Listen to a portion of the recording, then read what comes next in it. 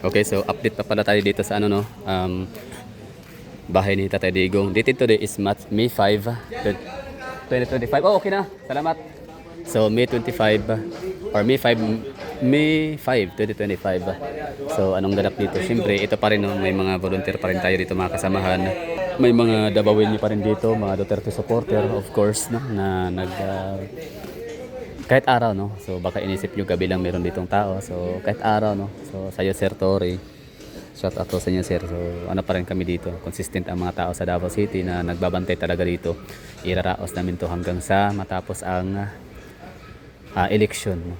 So ano lang, kumbaga welcome pa rin naman kayo dito as VP Sara said nung first nung March no, sometimes in March nga nasabi nga niya 'di ba na meron silang na-receive na intelligence report about sa inyong isasagawang legal search warrant sa mga Duterte houses sa Davao City.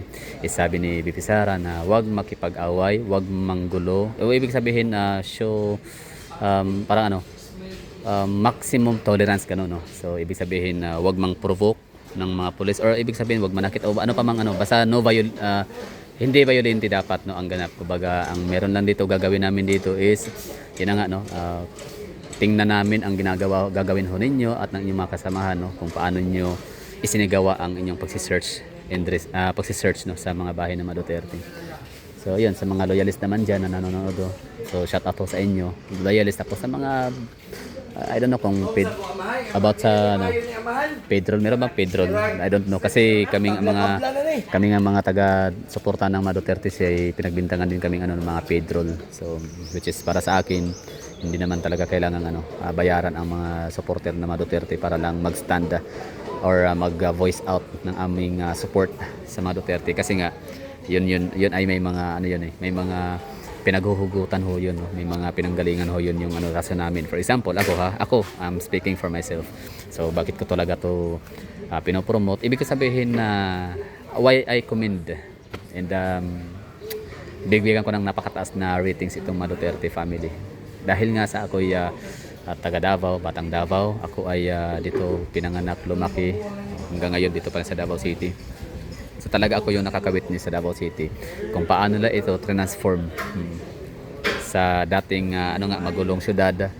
Oo, yung Matondo ho ninyo, walang sinabi ho yan sa Davao dati, sa Barpa, sa Boulevard area. Basta walang sinabi yan sa Agdao area, no?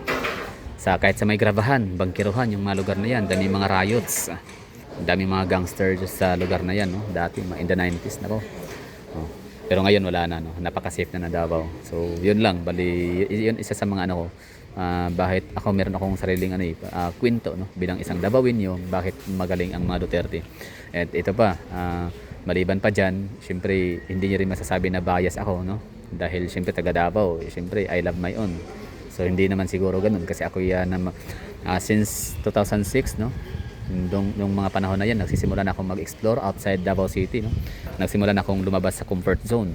So ibig sabihin ho noon ay nakita ko na ang mga syudad, highly urbanized city in provinces dito sa Pilipinas and hindi maiiwasan na makukumpare ko no, kung anong pinagkaiba ng Davao City sa ibang lugar.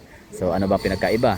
Unang-una pa lang disiplina no? Ano bang disiplina meron ang Davao City? Siyempre pagdating sa kalinisan no, disiplina sa mga basura, disiplina sa kung saan magtatapon ng basta daming dito kasi mga city ordinances na talagang siyang rason bakit ang mga Davaoenyo ay nagkakaroon ng kakaibang identity, kakaibang kultura at disiplina, di ba? So for example, yan nga yung karaoke ban, yung liquor ban, di ba? Ano pa? Yung jaywalking. So ang dami ng dito, yung mga anti-discrimination law. Meron kami nun dito yung yung mga for example, yung mga tribal, yung mga indigent tribes, mga indigent people no sa mga IPs dito sa Davao City, mga tribo, hindi mo pwedeng pagtawanan, hindi mo pwedeng kotsain, imamak yung nila yung kailangan may kinalaman sa kultura, pananamit, salita, hitsura at kung ano pa kasi meron kayong karampatang parusa no na matatanggap mula sa City Government of Davao City. So yun. So marami kaming dito mga city ordinances talaga na masasabi nating nagpapabago no sa ugali ng mga Davaoenyo. So yes, still Davaoenyo, still a Filipino pa rin pero grabe. Iba yung dito, iba yung molding no ng mga Duterte sa mga taga Davao. Mantahin mo sa lawak ng Davao City. We are the largest na city sa buong Pilipinas in terms of land area. Tapos third largest city in terms of population. mantakin mo, kayang i-manage ng mga Duterte yun. Kaya nilang baguhin ang lugar. Kaya lang linisin, kaya nilang pagandahin at kaya lang disiplinahin ang mga citizens dito, mga constituents, no. So ganun kagaling ang mga Duterte. Meron talaga siya natatawag na political will. Kaya sa mga loyalist dyan, no, na nasasabing mga kami bayaran, mga DDS bayaran, hindi totoo yan. We're not paid, no. Kasi ito ay kusang loob. Kami pa nga dito may mga OFW, mga DDS, no, yung mga nag-aambagan, di ba? Nagpapadala ng mga snacks, nagpapadala ng mga burger, pagkain, meals, grabe doon pa lang, no. Very touching sa totoo lang. So yan pa lang na tawag nito, support and love ng mga tao sa mga Duterte is proof na yun na hindi kami bayad, no? Hindi binabayaran ang mga tao. Tsaka kita niya naman buong mundo, di ba? Hindi lang buong Pilipinas, kundi buong mundo talaga nagsisigaw-sigaw sa pangalang Duterte. Kasi nga sa kailang pagmamahal sa mga pamilyang Duterte. Diba? So from Tatay Digong to BP Sara, no? Talagang na-experience ko, na-witness ko ang kailangan ng pamamahala sa Davao City, kung paano sila kung gaano sila ka-sincere sa kailang mga pinapatupad na batas, kung paano sila ka-sincere sa kailang mga city ordinances, kung gaano sila ka-sincere, no, sa kailang gustong mangyari na baguhin ang estilo, no, ng mga Pilipino dito sa Davao. So yun, bali narinig natin si Kuya, sabi niya is malapit na may election, tama yan, no? So 7 days to go ay 7 days to go, so it's May 12 na. So casting of votes, casting of showing true power of people, no? So yan nga boto. Hindi man natin kayang bakbakan, no, one on one, face to face, no, sa mga dambuhalang mga natin, mga politician. Pero yun, kasi nga natin, ordinaryong Pilipino, ordinaryong tao, walang boses, di ba? So walang impluwensya. Pero yung isang boto natin, malaking kapangyarihan ho yun, no? At ipagsama-sama natin ngayong Mayo 12. So syempre mga dyan, mga kadidiis, sa mga nanonood dyan ngayon, Duterte lagi yan, no? Rule number 1, Duterte. Rule number 2 is wag iboto ang mga governor, vice governor, representative, mayor, vice mayor na in alliance with PBBM. Kung sino yung mga PBBM, kahit hindi nyo alam yun, kasi ang boto ninyo sa inyong gobernador na maka-BBM, ang boto ng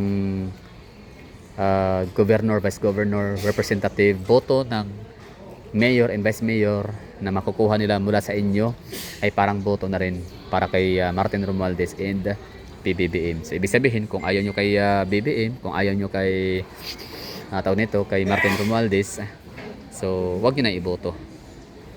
Ayawan nyo na rin ang inyong mayor dyan sa inyong lugar na alyansa ng mga Marcoses and Romualdez. So ganun lang kasimple yun. Yun lang rule number 2. Rule number 3 is bali bumoto talaga dapat, kasi sayang ang boto natin. Isa man lang yan, pero kaya niyang mag-create ng malaking impact. So basta bumoto. Tapos yung sa Duterte, diba, sa meron pang dalawa, kayo nang bahala. So kung tatanungin niyo ako sino yung iboboto ko, so kukuha ako ng isang endorsement from VP Sara na si Amy Marcos, no, pang 11, tapos pang 12 naman is coming from Tatay Digong na si Hunasan. Yan, Gringo Hunasan for senator. So yan ang akin. So kayo nang bahala, no, so, kung sino sa inyo, si Bosita, sino pa yon, si Kirobin or si Camille Villar. So far 4 lang naman yan yung mga na-mention, no, ng ating mahal na Tatay Digong and VP Sara Duterte. So that would be all. Thank you for watching. Yun yung update natin dito. Ulitin ko, meron pa rin dito mga nagbabantay. Marami ho dito, no? Ang iba naka day shift, ang iba naka night shift. So andyan, tulog sila ngayon ang mga naka night shift. Sobrang init, no? Siyempre summer, pero dahil sa sobrang mahal ng mga tao, itong mga Duterte, si Tatay Digong na nasa Dahig ngayon, para saan ba yung init lang yan. Samantala si Tatay Digong nga doon, pangungulila, di ba? Solo, alone. Sa kanyang edad, hindi pwede mag-isa yan, ha? Oo, dapat kasama niya misis at mga anak at mga apo. Pero andun siya sa Dahig. Di siya lugar dapat, no, sa isang ganyang edad, 80 years old. So yun lang siguro. That would be all. Thank you for watching. So yung namin dito, sakripisyo ng hindi ako, okay lang ako, no, pero yung mga taga dito talaga, yun sila Kuya, sila Ma'am Abby, no, lahat dito na mga nagvo-volunteer, #PRRD. So yan sila. Sila talaga yung grabe yung ano dito, yung sacrifice. Sige lang, magbubunga din naman yung mga yan. Kumbaga maisulat dito sa history, maikikwento sa mga apo into the future generations pa talaga na once upon a time, no, merong ganitong ganap sa Pilipinas. Merong isang taong minamahal ng buong mundo, buong Pilipino, sambayan ng Pilipino sa buong mundo. At meron ditong mga nagvo-volunteer ng si Ma'am Abby Dabis, galing. So that would be all. Thank you for watching. Basta, love Duterte.